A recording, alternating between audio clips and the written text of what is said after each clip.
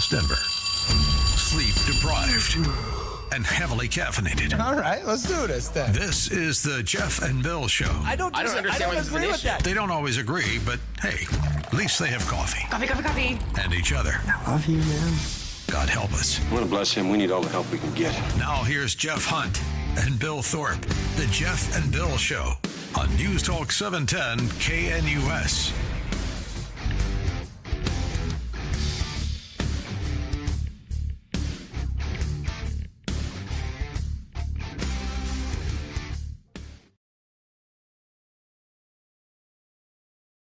Well, it's 6 a.m. in the Mile High City on this Monday, June 23rd, 2025. Good morning, Denver, Colorado. You've tuned in to the Jeff and Bill Show, News Talk 710 KNUS. I'm your co-host, Jeff Hunt, along with Bill Thorpe, bringing you the freshest insights, hottest takes from the right, left, and center. Colorado's blue, America's red. It all meets right here on the Jeff and Bill Show, where you're invited to give us a call. Join the conversation, 303-696-1971.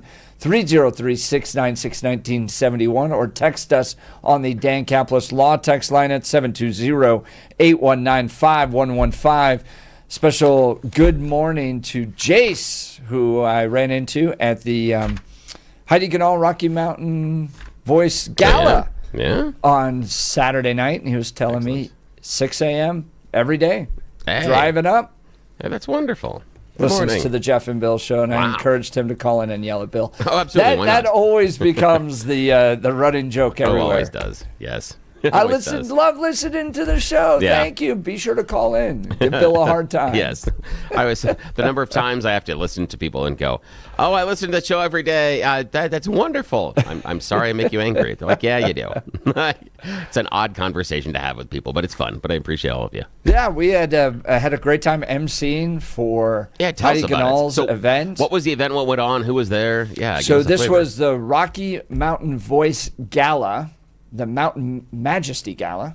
And Gala just means you have to wear your good pants. Yes, and people were dressed to the nines. Oh, man. They look great. You have to when it says gala. And this was all to celebrate, honor, and fundraise in support of the great work at Rocky Mountain Voice, where they provide an alternative media source to the mainstream media out there, covering a lot of things from conservative center-right perspective, which is great for those of us that are still left here in Colorado that want to get our news, not from a guy in a sports coat.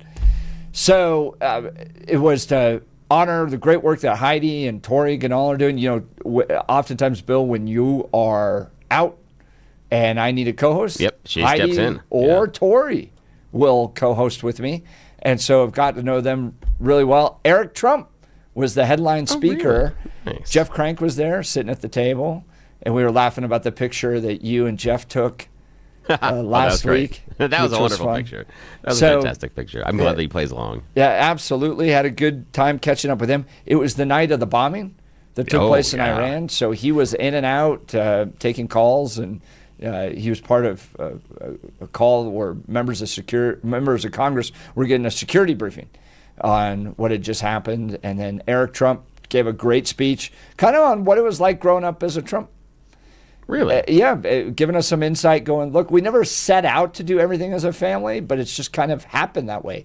We built hotels and golf courses as a family. We did The Apprentice as a family. We ran for office as a family. And he recounts the early days in 2016. Nobody had endorsed him or his dad. Yeah.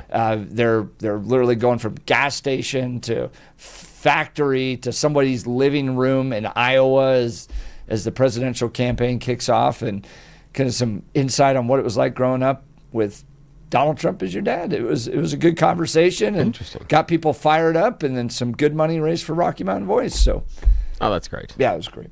A lot of fun, and honored to be an MC. I have now welcomed Donald Trump, Don Jr., and Eric Trump to the state of Colorado. Look at that. You're like filling out the bingo card. I need. We got a couple more kids. Yeah, we got to get Melania. We got to get Ivanka. We got to get Barron. And Tiffany.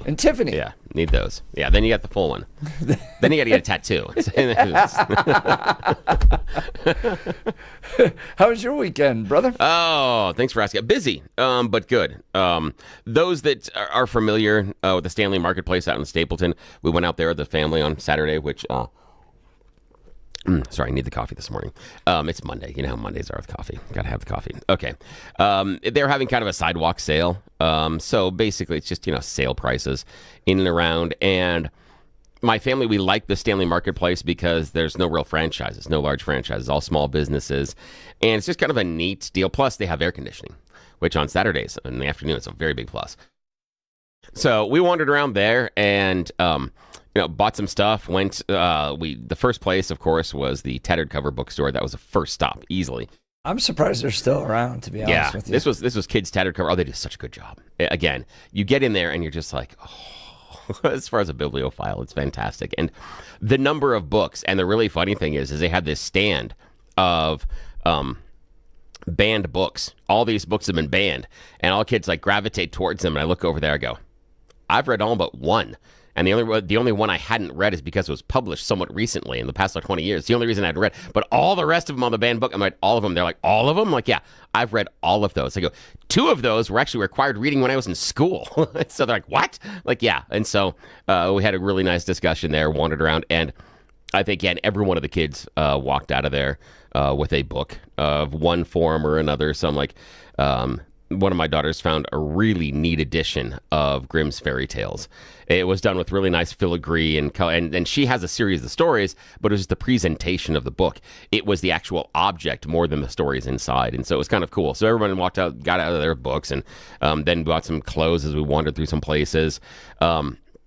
2 big events that were really kind of cool is Wax Trax has a pop-up kind of sidewalk thing. They don't have their own shop, but it's just kind of like in the middle of the aisle. They set up, if you've ever been to Wax Trax, they set up the bins that have all the records there. And my family, not surprisingly, we love music. And so we just spent so long going through, and we're just pouring through all the stuff that they have there. Not a ton, but some really, really good old stuff. And one of my girls found 2 albums that are somewhat rare from her favorite band in the entire world. So who's that? Cigarettes After Sex. Oh, I know you don't never know. Heard of them? Yeah, Cigarettes After Sex. They're really good. They're very low key. You'd have to listen to them, but it's not upbeat. It's very low level. It's there are some bands I would say they're kind of like this, but no one would really have the reference for who they are, so it wouldn't matter as far as where they came out of. But it was really neat that my daughter picked up one of the albums. She goes, I can't do both of them, etc. So I bought one of them for her. One of the kids Max found one of the original pressings. They had Green Day's Kerplunk, which is the album before Dookie. So it's the first one. Found that on vinyl. Found Color in the Shape, which is the Foo Fighters' second album that was dropped. So we got that one. And then there was a double album from the Smiths' Louder Than Bombs that was there. And that's somewhat rare. And a little spendy, a little pricey.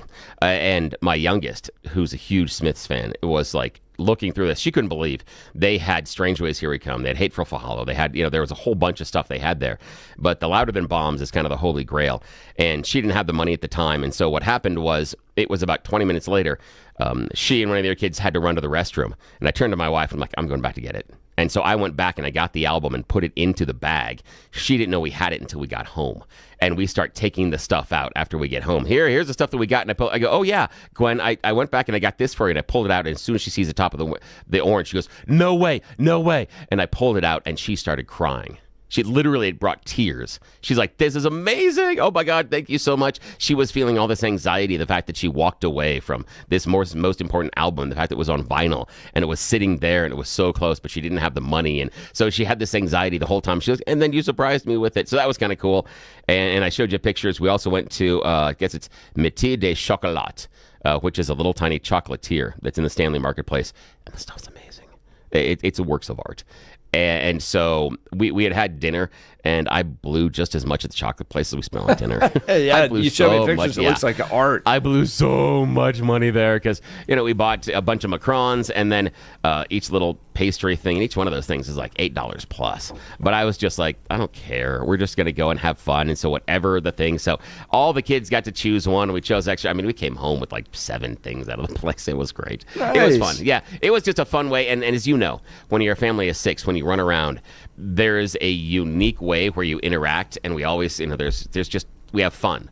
There's some really weird things, and not surprisingly, I can be really weird in public at times. So it's not unusual where we go someplace and I'll pick up the strange hat and walk around and things like that. And yeah, I do weird things in stores. It's not distracting, but we always have a lot of fun. I'll peek between the like the racks, and you're going on one rack. I'll climb between the rack and pop out the other side of the rack with you. I'm weird. So I'm an adventure when we go out in you public. Are fun. Always fun. I'm just an adventure. So we always had fun. So we had a great time. Yeah, it was fun in the afternoon, and then yesterday was kind of more quiet and around the house. Oh, we've also bought a word game called Wordsmithery, which is a vocabulary game that is really fun. It's a really quick play, but basically you just kind of divide up into teams, and then you try to say, do you know what this word means? And so you read the word, you get a sentence in the root, and then you have to guess, and then there's some prompts later. And it's but again, super easy to play, but a lot of fun, because there are times like, I've heard that word, but I have no idea what that really means. So it's kind of cool. And then you're surprised on other layers for definitions of words, like, oh, I had no idea it was that. So yeah, that's what we did a lot. We played that twice yesterday, which was kind of fun. Yeah. Fantastic. Yeah. Well, we've got a lot to cover today. We're going to be joined by Rory O'Neill, NBC News national correspondent. How's Iran responding to the weekend attacks?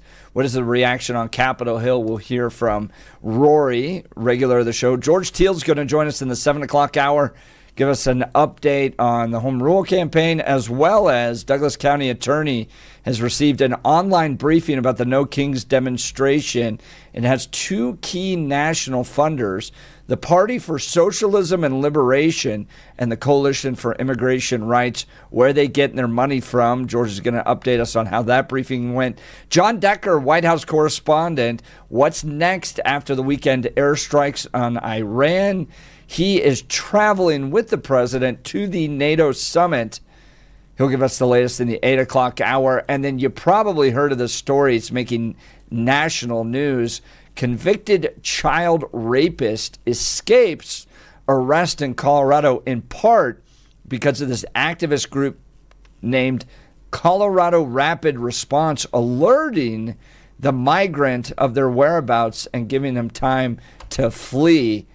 Are Colorado progressive activists getting in the way of federal agents guys, convicted child rapists out of here?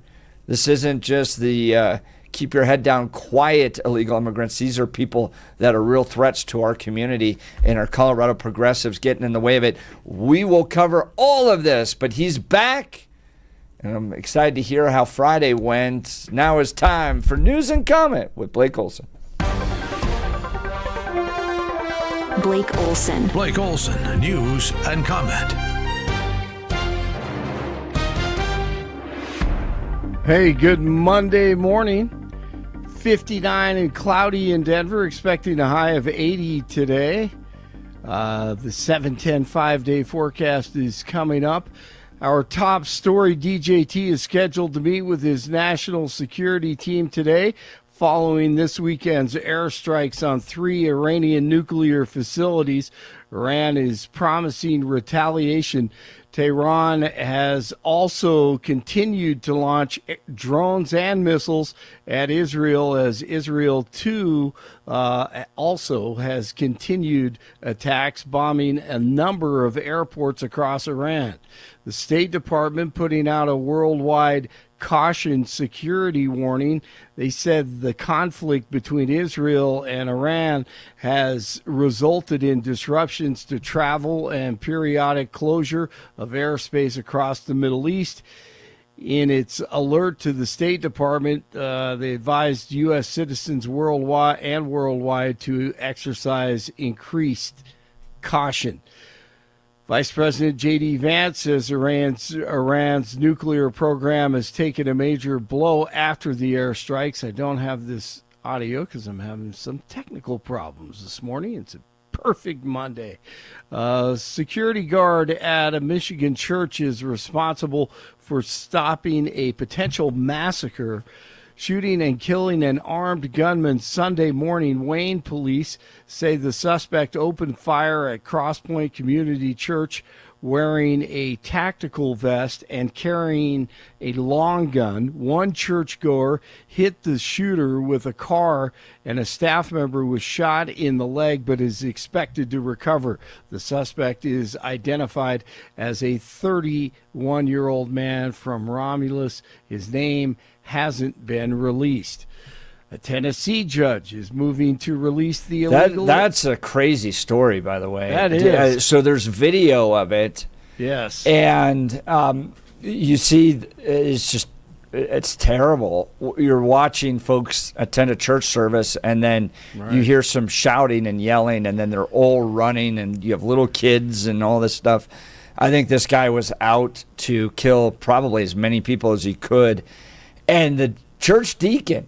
You gotta love the church deacon, because these are the guys, like, That's true. They're not professional clergy. Right. They're your volunteers in the church. This guy, They're the glue.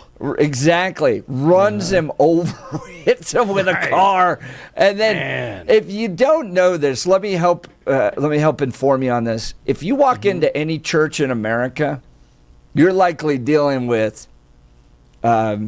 Let's go for every guy in the church, probably 1 in 5 is carrying.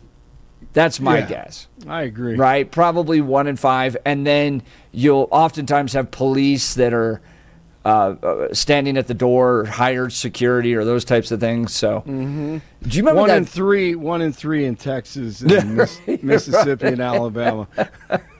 That's exactly right. Do you remember that video of the guy that came in shooting? I think it was in Texas, and then the security guard snipes him from across the other side. One shot right into the head. Yes. So let it be a warning. You try to go mess. I mean, you think about the types of guys that are sitting in a church on Sunday morning. They care about their families. They care about their safety and protect them. They're caring. I think it's 1 in 5. So you try to drive. It's probably one of the worst places to try to do a mass shooting is at a church. I think, the churches I've been to, I would agree with you, because there have always been 1 or 2 at the door. We know who they are, and they're securing the place. And I agree with you. That is probably not a good target for you, and it wasn't for this guy. So, and once again, it was a good guy with a gun that stopped a bad guy with a gun. Absolutely. I'm right there with you. Tennessee Judge Jeff is moving to release the illegal immigrant, Kilmore Garcia. Remember him? Who had been living in Maryland. What? No way. He was living in Maryland and is now awaiting trial on human smuggling charges. U.S. Magistrate Judge Barbara Holmes says Garcia isn't a flight risk and has scheduled a hearing if there's for ever Wednesday. a flight risk, it's this guy. Are you exactly? Are you kidding me? Yes. Everybody, the federal government has them at the top of the list. Yes. God.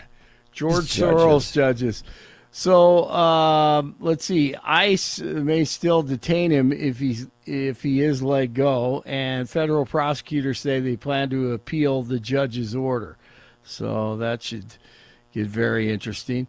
The Oklahoma City Thunder have won their first ever NBA championship. The Thunder beat the Pacers last night, 103-91 in Game 7 of the Finals in OKC. Shai Gilgeous-Alexander, the MVP of the NBA, led the way with 29 points, 12 assists. Tyrese Halliburton, the star of the Pacers, went out of the game early with a knee injury. Also, this morning in Larimer County, there was an 80-year-old man who was missing, and at that lake they found a body. They're investigating right now. So more on that coming up next hour. Once again, that in Larimer County. News brought to you by Lair Fireplace and Patio, Denver's premier source for everything fireplace, patio, and grills, locally owned and operated since 1954, online at lairfireplacepatio.com. 56 in Arvada, 57 in Englewood, 59 in Denver. Jeff and Billy continue. It is Monday. Blake Olson, News Talk 710 KNUS. Your 710 5-day forecast here in Denver this early Monday. Just a few passing clouds, temperatures in the mid-50s by daybreak. For the rest of your Monday, partly sunny, cooler today, highs around 75 with a 20% chance for afternoon and evening showers and thunderstorms. Overnight lows in the upper 50s. Tuesday, cloudy with a chance for showers, highs in the low 80s. Weather sponsored by Colorado's Best Roofing, reminding you to protect your home from the harsh Colorado weather and schedule your free no-obligation roof inspection today at roofingcolorado.com. That's roofingcolorado.com. I'm meteorologist Patrice Sutter in the 710 KNUS Weather Center.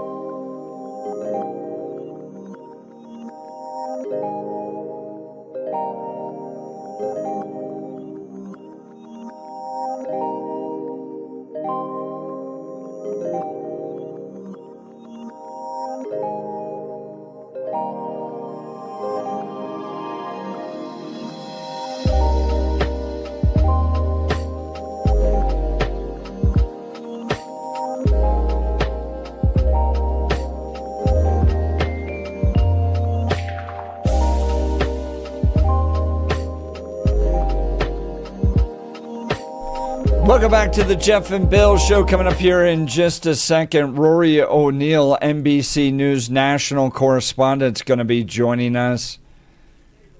Wild weekend. It was Saturday. I'm with Eric Trump, Jeff Crank, others. Word comes down of the attack that's taken place in Iran. Watching these guys react to it. It is, I think that was a moment in history. And how's Iran going to respond to the attacks? What's the reaction taking place on Capitol Hill? We'll always love to have him on this program. Joining us now, Rory O'Neill, NBC News national correspondent. Good morning, Rory. Good morning, guys. So what's the latest? How's Iran responding to the weekend attacks?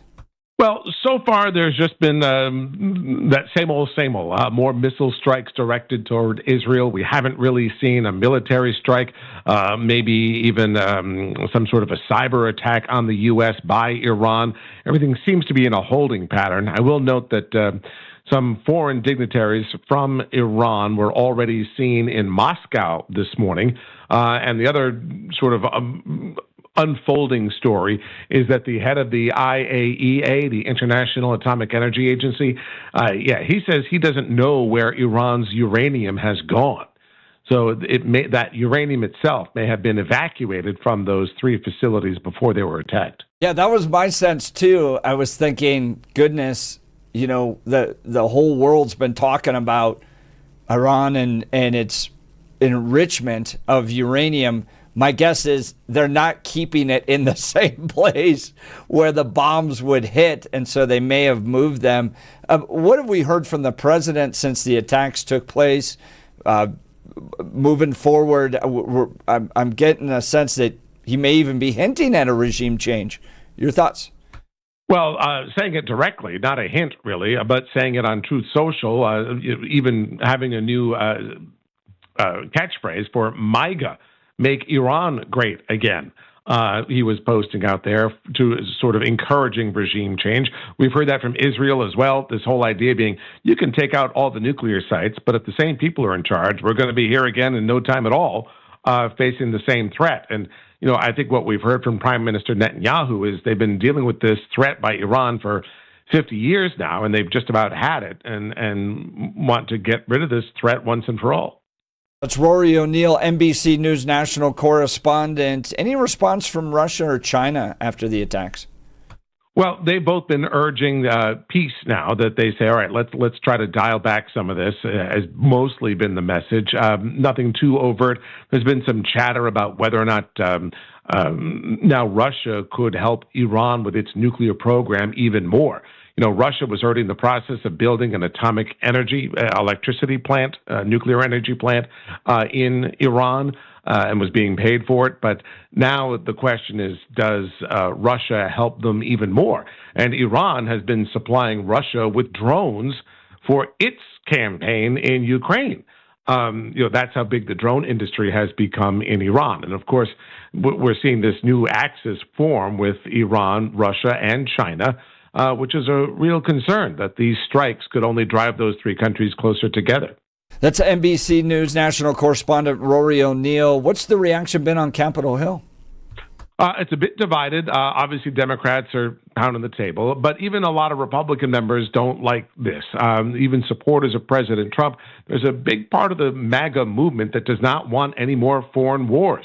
We've heard from Marjorie Taylor Greene and Tucker Carlson and Congressman Massey, who've all said that this was a mistake, that the U.S. should not be getting drawn into more wars overseas that we have nothing to do with, and it's costing us billions, if not ultimately trillions of dollars in these never-ending wars. But for the most part, Republican leadership in the House and Senate has been supportive of this. Little question about whether or not enough people were properly notified ahead of time. Let's see how that goes. But and some claiming that the president he abused his authority in going without getting approval from Congress. But again, with Republicans leading the House and Senate, don't expect that to go too far.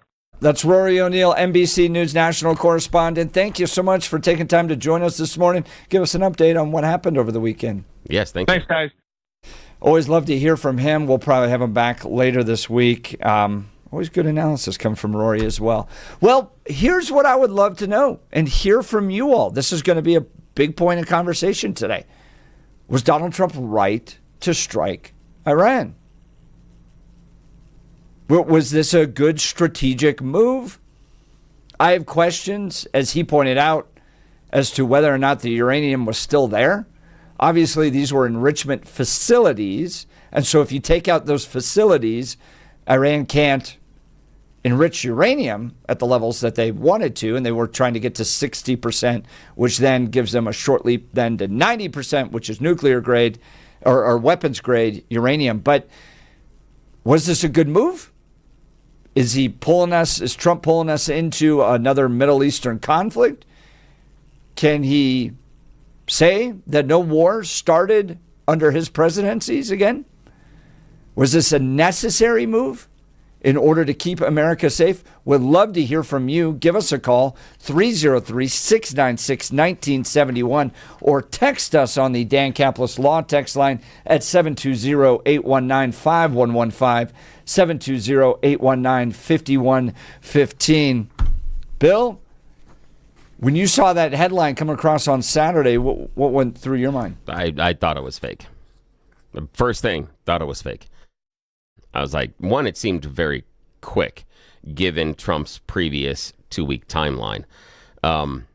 And it seems like a big step for the guy who made his bones going after Jeb Bush and Jeb's support of the Iraq War and the forever wars and the neocons.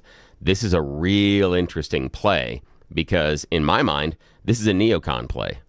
And Trump rose to prominence and became the leader of the Republican Party in part because he divorced them from the neocons. It was, we're not going to do these wars of adventure. We're not going to do these regime changes. We're not going to go around and have these, as he called them, forever wars. Well, this conflict between Iran and Israel has been going on for a while. This could easily be your example of a forever war. And this weekend, Donald Trump floats the idea of regime change. Huh? What the hell happened? How did we get all the way back to Donald Trump, who was against the neocons, to Donald Trump, who now sounds a hell of a lot like a neocon? Is this necessarily a activity that we need to take on right now? Questions about that. Is it, dire that America and the rest of the world were endangered? I have some questions about that. I'm not saying that this was necessarily a bad thing per se, but the manner in which it was executed and the why, I think there are some questions. But my larger question in this entire part is, I need someone to help me understand how this is America first. Because that was the idea. That's what Donald Trump said. This administration is going to be America first.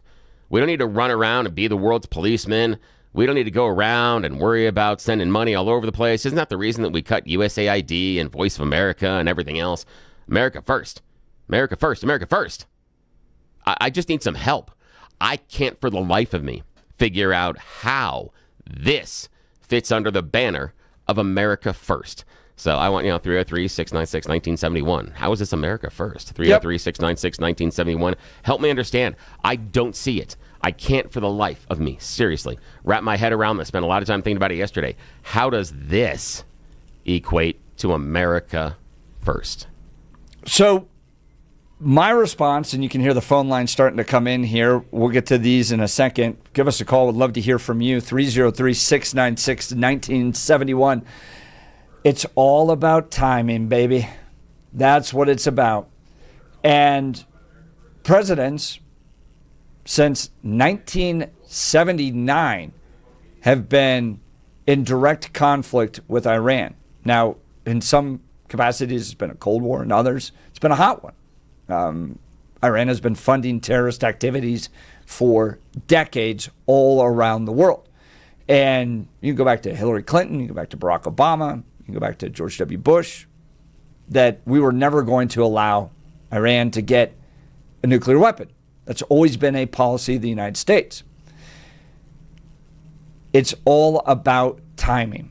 And a direct attack on Iran previously with a strengthened Hezbollah, Hamas, Syria would have resulted in a 3-4 front war with Israel in response to an attack in Iran. The only reason the United States could do this hit and then not expect retribution at a level that would threaten the existence of Israel is to have Hezbollah, Hamas, Syria weaken the way that they are. And because Israel has done that work over the last year and a half since the original attack that took place on October 7th, now opened the door for the United States to kinetically strike Iran and take out their nuclear capabilities. So I think a lot of it has to do with timing. All right, let's go to the phone lines. Herb, Denver. Good morning, Herb. You're on with Jeff and Bill. Morning. Good morning. I just woke up and I heard Bill saying, "How is this America first?" Yeah, how is it, my friend? How is it America first? Well, I'll tell you, like Mike Rosen used to say, before I tell you where I stand, I'll tell you where I sit. It's something of that sort. I'm an American Jew, a Zionist, so that's my perspective. If you listen to what Iran has been saying, is we're gonna destroy Israel, the little Satan, and we're gonna destroy America, the big Satan. They keep saying it and saying it and saying it. I mean, and we see what they've done to Israel, and we see, what's been going on. I believe them, and I think you should too.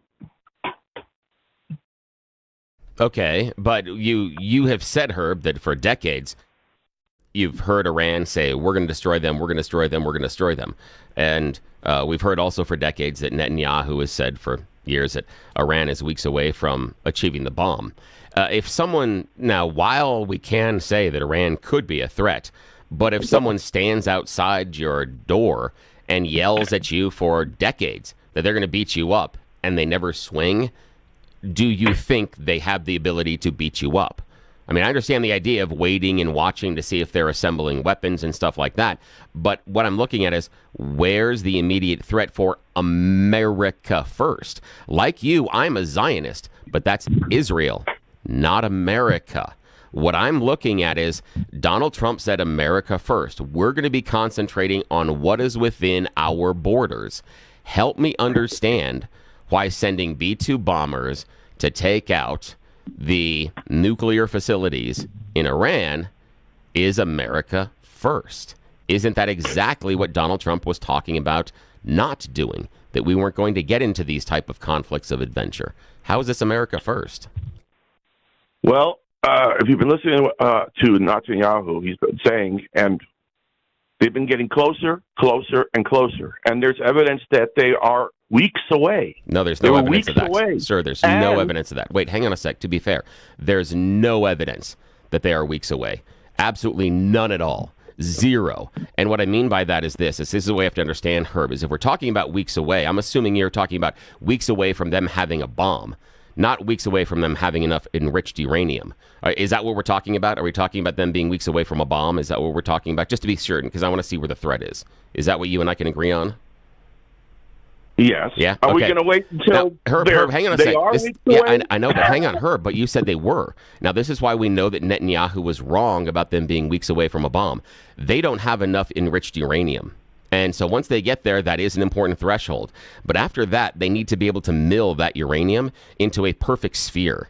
And it has to be perfect. Then they need to be able to plant explosive devices around the circumference of that sphere in a particular way in which they all have to go off at the same time.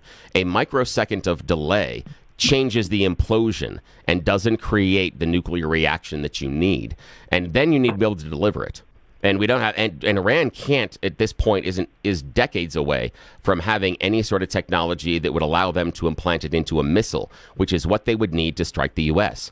Could they have a ground delivery device that would be a danger to Israel? Yes. But now that they don't have access to the land bridge of Syria, which would allow them access to Israel, it's much less likely. But I'm coming back to America first. Yeah, based on the technology, they don't have the ability to strike America. We're not going to allow Iran to even enrich uranium anywhere close to being able to get to nuclear grade. And the point being, and as I brought it up, and you were getting the phone calls set up here, was that it was timing. So the strike was at these uranium enrichment facilities, right? So we weren't carpet bombing the state. These were specific attacks. This was done in light of the fact that Hezbollah, Hamas, and Syria are weakened, so that the retaliation couldn't be inflicted upon Israel in a way that it would threaten Israel's existence. So the United States just isn't going to allow Iran to be able to have the capabilities to do this. The timing was set up so that the attack wouldn't be so fierce against Israel afterwards as a form of retaliation. That's why I think it took place. But it's been American policy for decades to not allow Iran to have nuclear capabilities. And all of that is great. And Herb, I bet you agree with all of that. But Herb, can you tell me where inside of what Jeff was just saying where you heard America first? That's what I keep coming back to.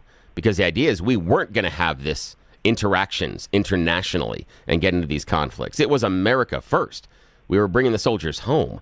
We were concerned about what was going on our borders. And so far, it was first? A targeted attack, not unlike Trump's first administration where he takes out the Iranian general. You have targeted attacks. The one thing I would say, Bill, where I go, okay, now we're getting into regime change, is when Trump's now hinting or talking about regime change. That's where I go, all right, now we seem to be crossing a threshold that's different than Trump's first term. Now that's Go interesting. ahead, Herb. Herb, yeah. What I want to say, what do you think about what Jeff said about America first? Does that convince you that what he said was America first? And two, are you on board for regime change in Iran? Yes, and also I could say it's America first because Donald Trump was threatened the second time by Iran.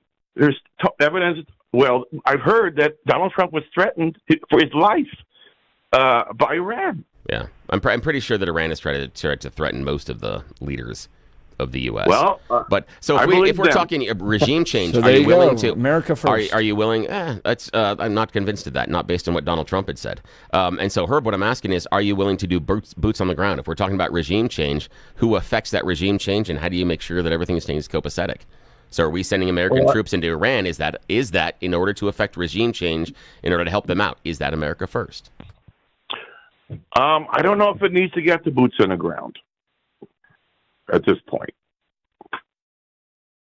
Oh, that's fair. That's fair. And I'm not sure I want it at this point either. I think what we've learned from Afghanistan and Iraq is if the culture isn't willing to embrace American values, American soldiers shouldn't be giving their lives for it. Herb, Denver, sure appreciate the call. Thanks so much. His phone line will be open, 303-696-1971. 303-696-1971. Is James ready, Bill?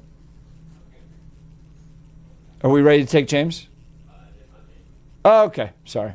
I was just looking there on the phone lines. All right. We will get to James or other callers here in a second. All right. Let's talk L&L Heating and Air Conditioning. It was hot over the weekend. I mean, really hot outside. And if your AC line froze up or you have real problems, give a call to L&L Heating and Air Conditioning. We had a similar problem to that last year. Had to get our AC unit replaced, and L&L Heating and Air Conditioning absolutely delivered for us. One-day installation, no stress, personal service from start to finish. Our home totally comfortable no matter what the weather. Over 100 degrees this weekend, didn't even miss a beat. We love our Bryant Air Conditioning from L&L Heating and Air Conditioning, and strongly recommend you give them a call because you know it's just going to get hotter this summer. We're going to deal with some more of those triple-digit days.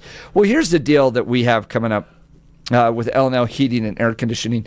A free programmable thermostat or carbon monoxide detector with new furnace or air conditioner installation. No emergency charges, a $0 trip fee, price match value guarantee on equipment, free estimates, licensed and insured, and a 5-year labor warranty. Everything works great. Our family couldn't be happier. So if you're looking for fast, honest, reliable service, I highly recommend L&L Heating and Air Conditioning. Here's the phone number, 720-851-1691, 720-851-1691, online at bestdenverhvac.com. bestdenverhvac.com. I'm sure glad we called him. That number again, 720-851-1691. All right, we'll continue.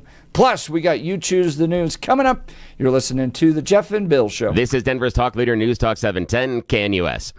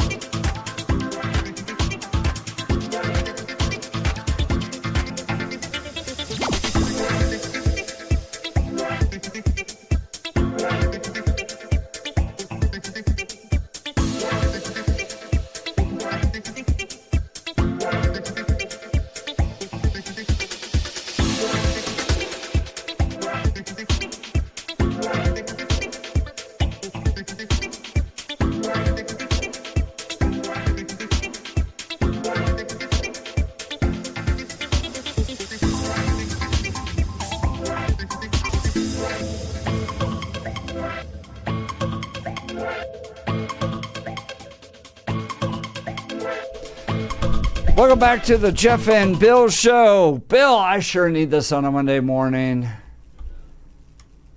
Yes, time for you choose the news. Choose the news. Yes, That's right. A little bit of break from your morning stress. Yes, you got to go back into the office, but we're here to brighten it up a little bit and give you some silly stuff to talk about. It is America's favorite fake radio news game show. You choose the news. Yes, I've spent moments this morning scouring the interwebs to find really dumb stories about us humans and giving them even more ridiculous headlines so that we can play this fake radio news game show. Why, oh, why would I do this? Well, because nobody in charge is paying attention to this hour. So we are going to take full advantage of being left unsupervised. Alrighty, Blake Olson is always joining us from the news department.